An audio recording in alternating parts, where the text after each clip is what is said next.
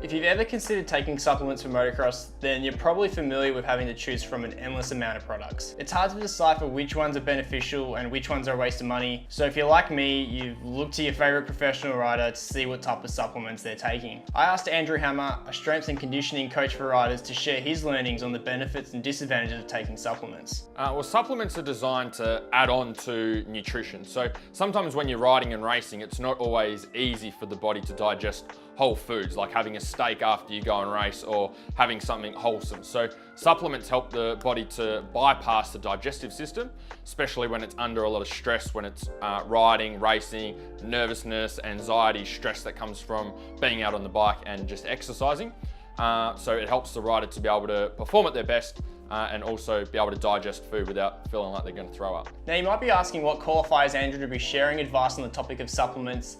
And not to discredit him, but he hasn't won anything major in motocross racing. Although, just like riding a dirt bike well is the required skill of a professional racer, extracting peak performance out of the body is the required skill of Andrew's profession. And as you might be able to tell, he's pretty passionate about it, and it all comes from frustration during his own racing days. Well, the benefits and the advantages of nutrition and supplements came mostly from my own challenges in racing first. So 14 years of riding, racing, motocross, going around Australia, traveling, and not really knowing how to fuel my body. Going to Macca's on the way to race day, having pancakes in the morning, having pizza from a bakery before we raced at the Nationals in Adelaide. So a lot of it was just doing what we thought was best or using what we had. And so as I got towards the end of my riding and racing over those 14 years, I was forced to learn more about nutrition, about training, about fueling my body so that I could perform at the level that I wanted to, because I wasn't getting the results that I wanted when I was out racing. About 6 months ago, I started off the bike training for the first time in my life, and being on Andrew's program, nutrition is a major component. Yet, supplements aren't really featured all that much. It's always struck my curiosity, especially when the riders I look up to are seemingly taking a range of supplements when you look at their social media accounts. It's made me question myself if I should be taking a range of supplements to reach another level in my riding. You mentioned before that supplements are an add-on to our nutrition, but there's obviously a lot of supplements out there with really bold marketing and labeling and claims. It doesn't seem to stop riders from using them, they only seem encouraged by it. So yeah, why would they want to be taking those supplements for? The supplements directly can't affect your health, but for a rider, it takes their focus away from what the real problem is. So when a rider's looking at supplements, they're looking at quick fixes, they're looking at something that can fix the problem that they have now. Whereas the real problem is coming from nutrition and training. So whether they're dealing with arm pump, they're dealing with cramping, they're dealing with loss of concentration, they're dealing with having trouble dealing with the heat, all of those things aren't going to be solved with a supplement. They're going to be solved with training correctly and to be able to get ready for racing, and then also making sure that they're fueling their body right as well. So when they go to supplements, they're looking for a quick fix and a shortcut rather than actually focusing on the underlying issue. And that underlying issue sometimes comes into mental health as well. It comes into organization and preparation. It comes into communicating with your partner and the rest of your family so that you're all on the same page. It comes into making sure the rest of your lifestyle is on track.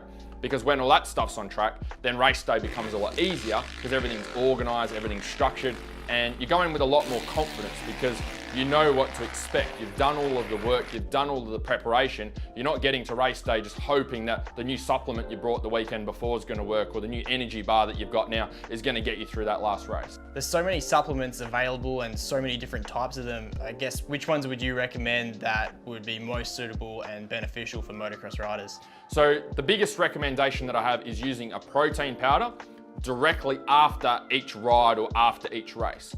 So if you're doing a motocross race and you've got practice in the morning and you've got 3 15, 20-minute motos, directly after practice, after race 1, race 2, race 3, you'll have your protein shake, and preferably you'll have that with coconut water.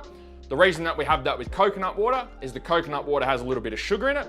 That helps protein synthesis. So it helps and speeds up the body's ability to grab that protein from the protein shake and be able to deliver it to your muscles. The reason that you have a protein shake and you're not having a steak, okay, or a piece of bacon after every ride and race is because your body has to take that steak, it has to break it down, use energy to digest it, and then pull the nutrients and the protein out of it and then deliver it to your muscles. By the time it's done all that stuff, it's too long. And remember, your digestive system's not at 100% either.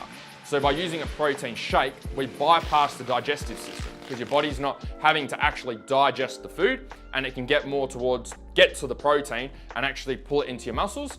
That speeds up your recovery.